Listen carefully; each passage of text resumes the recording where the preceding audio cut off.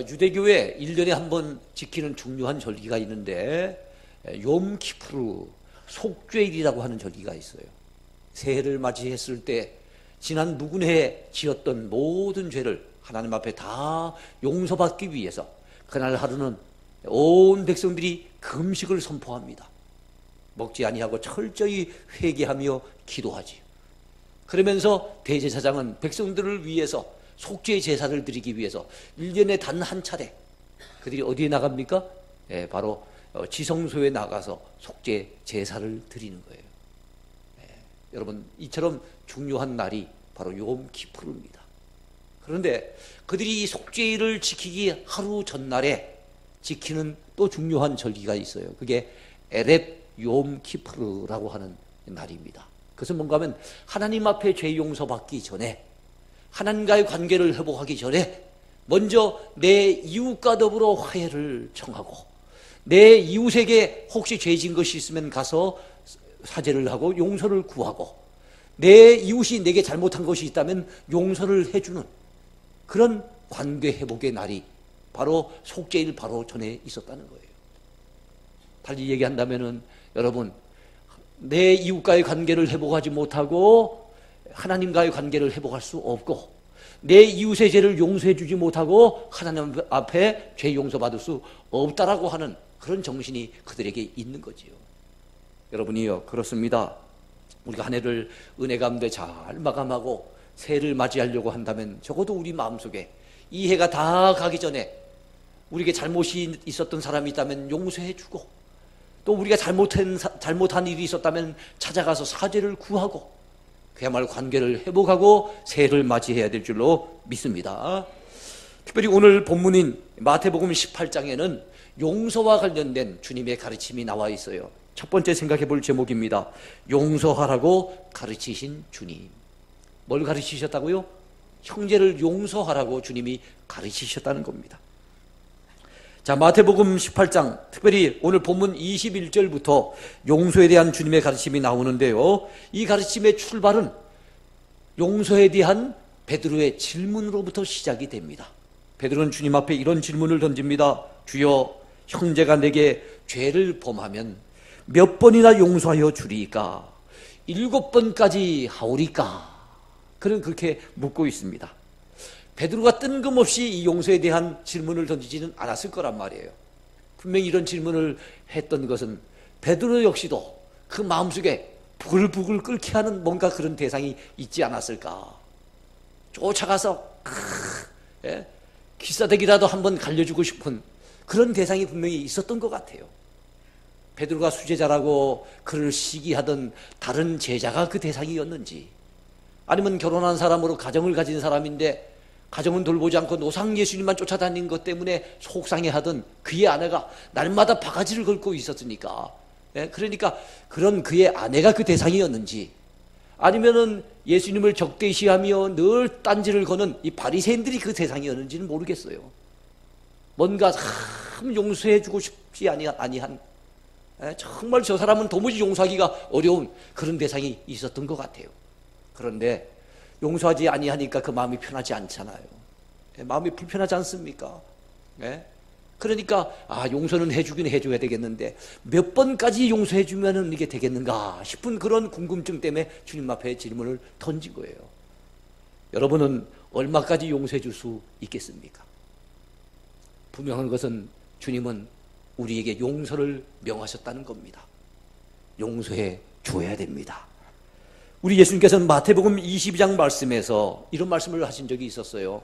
내 마음을 다하고 목숨을 다하고 뜻을 다하여 주 너의 하나님을 사랑하라 하셨으니 이가 그것이 크고 첫째 되는 계명이요 둘째는 그와 같으니 내 이웃을 사랑하라, 내 자신같이 사랑하라 하셨으니 이 두 계명이 온 율법과 선지자의 강령이니라 그랬습니다.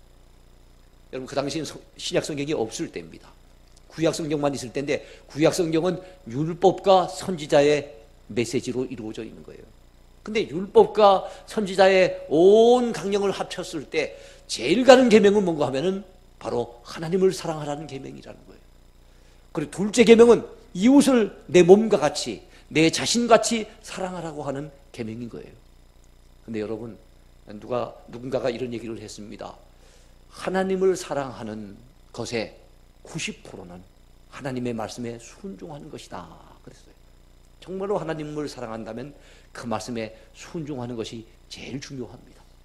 그리고 이웃을 사랑하는 것의 90%는 용서다, 그런 얘기를 했어요. 그래, 정말로 우리가 사랑을 실천하려고 한다면 용서부터 실천할 수 있어야 됩니다. 그렇다면 여러분, 우린 이웃사랑의 실천을 위해 용서할 줄 아는 성도가 돼야 되겠는데, 베드로의 질문처럼 7번 정도 용서하면 될까요?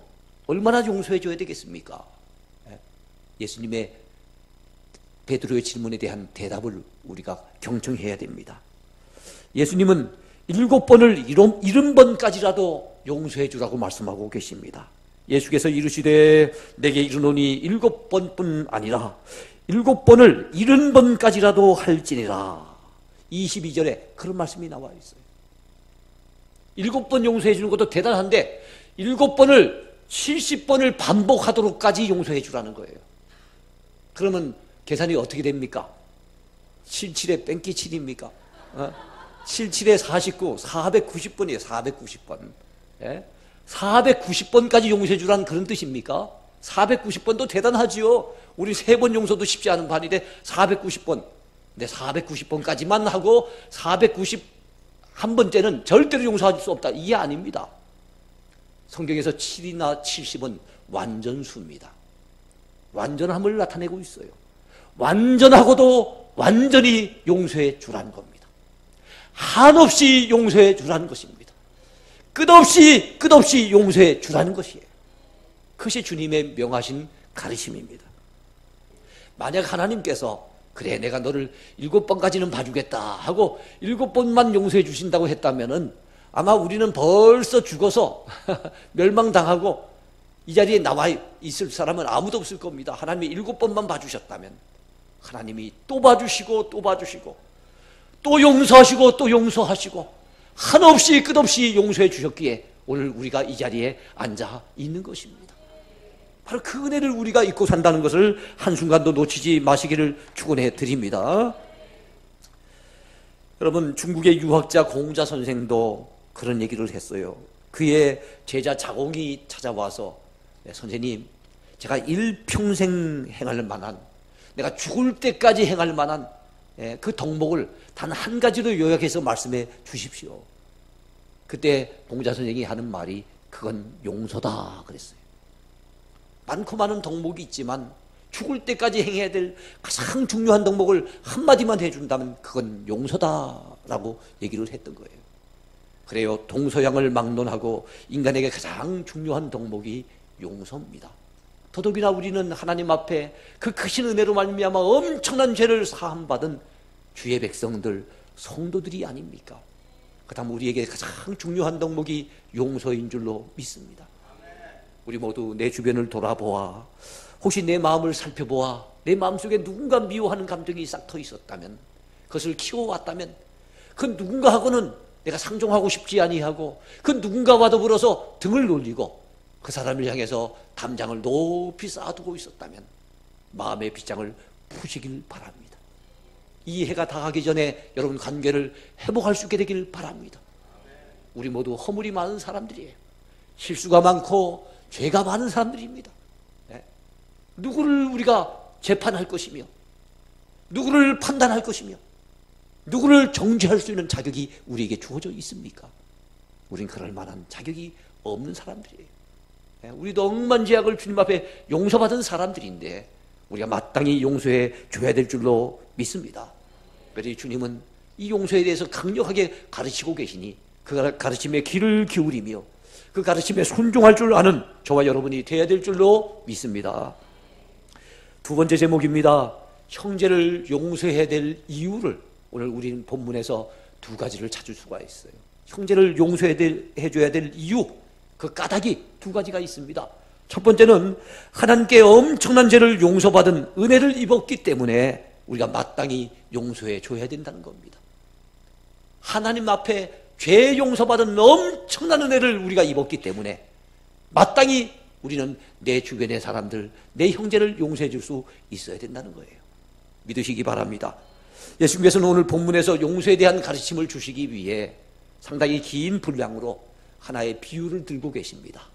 10,000달란트 빚진 자와 100데나리온 빚진 자의 비유입니다. 한 임금이 있었습니다. 연말이 되었던지 임금이 그 해 동안에 재정을 결산하는 시간을 가지게 됩니다. 근데 한 친구는 보니까 엄청난 빚을 지고 있는데도 그걸 갖다 전혀 갚지 못한 거예요. 임금이 화가 나가지고 너 몸을 팔든지 아니면 아내나 자녀들을 팔든지 아니면 가산을 팔든지 간에 그 빚 가운데 일부라도 갚으라고 여러분 그렇게 충고를 합니다. 그때 그가 무릎을 꿇고 울면서 애원하면서 좀 봐달라고, 내가 언젠가는 갚겠으니 좀 봐달라고 간곡하게 부탁을 합니다. 그러니까 임금이 불쌍히 여겨서 그 사람의 그 10,000달란트나 되는 그 크나큰 빚을 탕감해 주는 얘기가 나와요. 몇 년 동안 기다려주겠다 이게 아닙니다.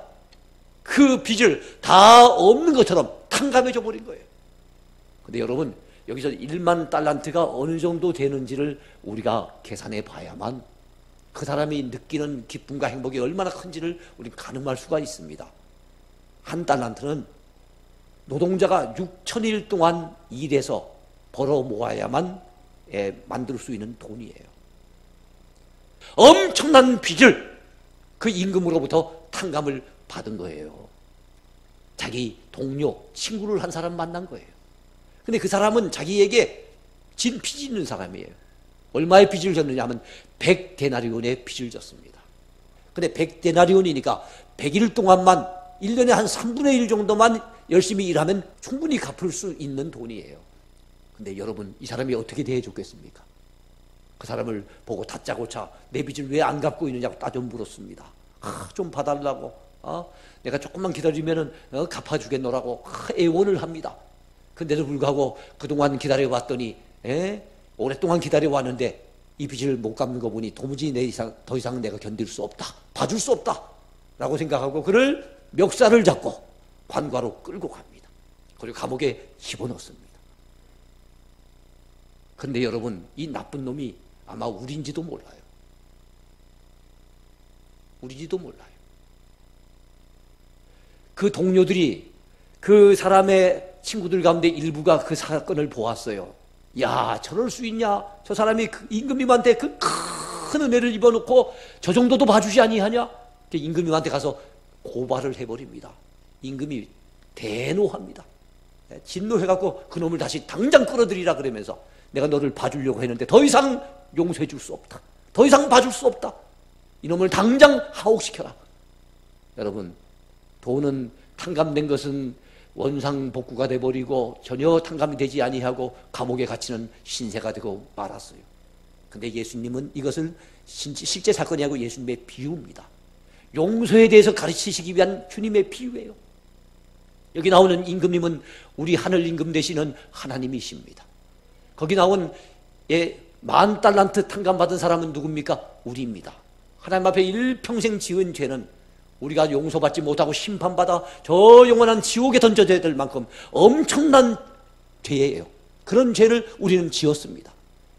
근데 우리 하나님께서는 예수님의 십자가 사건을 통해서 십자가의 그 사랑으로 말미암아 그 크신 은혜로 말미암아 우리의 죄를 다 용서해 주시고 다 탕감해 주셨습니다. 그 은혜를 우리가 누리고 살고 있는 거예요. 그 엄청난 은혜를 누리고 사는 사람이 바로 저와 여러분인 겁니다. 근데 이 용서를 받은 우리가 내게 잘못한 사람, 그들은 물론 잘못했겠지요. 그러나 그것은 10,000달란트에 비하면 비교가 안 되는 100데나리온에 불과한 별것 아닌 잘못이에요. 근데 그것마저도 용서해 주지 못하고 그것마저도 탕감해 주지 못하고 그것마저도 눈 감아주지 못하고 너 어디 한번 두고 보자 하고 원수처럼 대하고 미운 감정을 우리 속에서 키우고 있다면 그것은 은혜 받은 자의 자세가 아닙니다. 엄청난 죄를 탕감받은 자의 모습이 아닙니다. 그런 자의 마음 자세가 아닌 거예요. 사랑하는 성도들이여, 주님은 왜 이 비유를 드렸습니까? 특별히 여러분 32절 말씀을 보시기 바랍니다. 32절과 33절입니다. 이에 주인이 그를 불러다가 말하되 악한 종아, 내가 빌기에 내가 내 빚을 전부 탕감하여 주었거늘 내가 너를 불쌍히 여김과 같이 너도 내 동료를 불쌍히 여김이 마땅하지 아니하냐. 내가 너를 불쌍히 여겨서 탕감해 주었다면 너도 내 동료를 불쌍히 여기고 내 형제의 그 잘못을 탕감해 주는 것이 마땅하지 아니하냐. 그런 말씀이에요. 그를 갖다가 용서와 관련다면 내가 너의 이 엄청난 죄를 용서해 주었거늘 불쌍히 여겨서 용서해 주었거늘 너도 내 형제의 죄를 용서함이 마땅하지 아니하냐.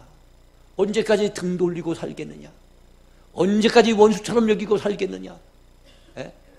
언제까지 담장을 높이며 살겠느냐. 언제까지 마음의 그 빗장을 걸어 담그고 그렇게 살겠느냐고 우리에게 묻고 계시는 거예요.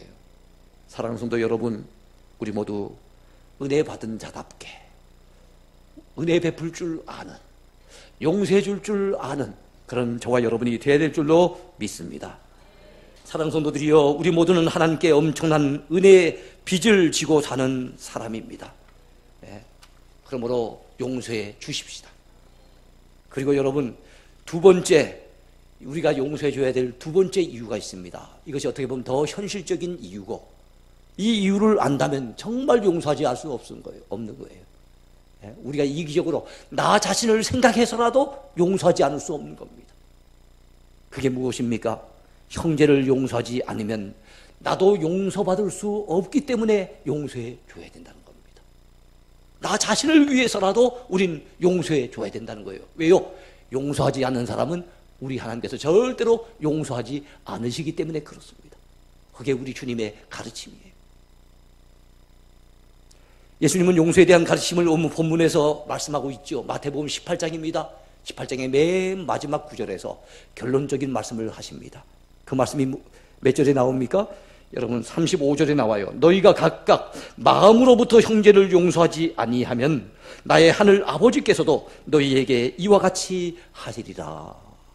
마음으로 형제의 죄를 용서하지 아니하면은 나의 하늘 아버지 하나님께서도 더한다 너희에게 이와 같이 하신다는 것은 용서하지 않으시겠다는 거예요. 너희의 죄를 결단코 용서해 주지 않으시겠다고 말씀하시는 것을 알 수가 있어요. 여러분, 이 내용은 우리가 이미 주기도문을 통해서도 아는 바입니다. 주님께서 가르쳐 주신 기도문이 주기도문 아닙니까? 하나님 앞에 기도하라고 가르쳐 주신 내용 가운데 이런 내용이 있어요. 어떤 내용입니까? 우리가 우리에게 죄 지은 자를 사하여 준 것 같이 우리 죄를 사하여 주시옵고, 거기 분명히 우리가 우리에게 죄 지은 자를 하나님 사하여 주고 싸우니 우리 죄도 사해 주세요 라고 기도하라는 거예요. 달리 말한다면 우리가 우리에게 죄 지은 자를 사해 주지 않았다면 하나님 우리 죄를 사해 주세요 라고 기도할 자격이 없다는 겁니다.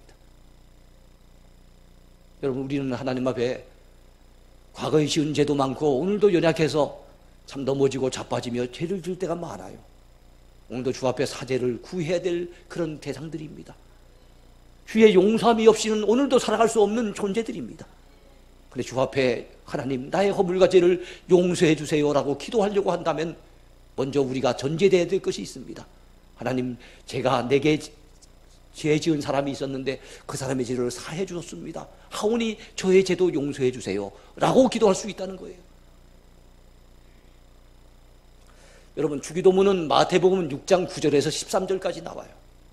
그런데 주기도문 안에 이미 용서에 대해서 주님이 가르쳐 주셨는데 그 주기도문을 끝내자마자 이어지는 말씀, 마태복음 6장 14절과 15절에서 주님은 용서에 대해서 또다시 강조하고 계십니다. 주기도문 안에도 용서에 대한 가르침이 있는데 주기도문을 끝내자마자 다른 가르침이 아니라 바로 용서의 가르침을 베풀고 계시는 거예요. 뭐라고 말씀하십니까? 너희가 사람의 잘못을 용서하면 너희 하늘 아버지께서도 너희 잘못을 용서하시려니와 너희가 사람의 잘못을 용서하지 아니하면 너희 아버지께서도 너희 잘못을 용서하지 아니하시리라. 할렐루야. 이 말씀을 기억할 수 있게 되길 바랍니다. 그래 여러분, 우리가 남들 앞에 실수하지 않을 수 있습니까? 혹시 잘못을 행하지 않을 수 있겠습니까? 우리도 연약해서 실수할 수 있고 우리도 연약해서 자주자주 넘어지고 자빠지며 그런 잘못된 죄를 짓는 사람이 바로 우리인데, 우리가 용서해 주지 않는다면 우리 역시도 용서받을 수 없지 않겠습니까? 그러므로 내가 용서받기 위해서라도 용서해 주어야 합니다. 좀 이기적인 이유가 되려는지 모르겠지만 우리는 하나님 앞에 죄 용서 받아야 되잖아요. 그래야만 하나님 앞에 설 수 있잖아요. 그래야만 구원받을 수 있잖아요. 그래야만 천국 갈 수 있지 않겠습니까? 그렇다면 우리가 당연히 마땅히 하나님 앞에 용서를 받아야 될 우리인데, 용서받기 위해서는 전제 조건이 있다는 말씀이에요. 성경에 노차 나오는 말씀입니다. 용서해 줘야만 용서받을 수 있다는 겁니다. 용서해 줄 줄 아는 자에게 하나님이 용서를 베풀어 주신다는 겁니다. 그러므로 우리가 용서받기 위해서라도 용서할 줄 아는 저와 여러분이 되어야 될 줄로 믿습니다. 저는 참 행복한 사람이라고 스스로 자부하면서 오늘까지 살고 있어요. 행복한 이유가 여러 가지가 있겠지요. 그런데 그 가운데 빠뜨릴 수 없는 이유 중에 하나는 제가 누군가를 오랫동안 미워하거나 아직까지 그 미운 감정을 갖다 마음속에 품고 있거나, 아니면 누군가를 원수 대하듯이 저 사람하고는 도무지 상종할 수 없다고 그와 더불어 높다는 장벽을 쌓은 대상이 없는 것 같아요. 물론 살면서 여러분, 저를 힘들게 한 사람이 왜 없었겠습니까? 저의 마음에 상처를 준 사람이 왜 없었겠습니까? 저를 배신했던 사람이 왜 없었겠습니까? 근데 하나님이 그래도 제 마음을 만져주셔서 좀 시간이 지나면은 그런 마음들이 오래 이렇게 앙금으로 남아있지 아니하도록 하나님이 도와주셨어요. 은혜를 베풀어 주셔서 지금 누구와 더불어서도 나는 저 사람은 도무지 용납할 수 없다라고 생각되어지는 사람이 제 마음속에 남아있는 사람이 없는 것 같아요. 그때 제 마음이 참 홀가분하고 편안합니다. 그러니까 행복할 수밖에 없지요. 여러분이요, 여러분들도 아무쪼록 여러분 마음의 빗장을 열 수 있게 되길 바랍니다. 어느 누구하고도 친구가 될 수 있게 되길 바랍니다. 적극적으로 사랑까지는 못하더라도 적어도 용서해 줄 아는 우리가 되십시다. 그래야만 우리가 하나님 앞에 용서받을 수 있는 기쁨을 누리고 행복을 누리게 될 것입니다. 그래야만 하나님 앞에 하나님 내 죄를 용서해 주세요 기도할 수 있는 자격을 갖추게 될 것입니다.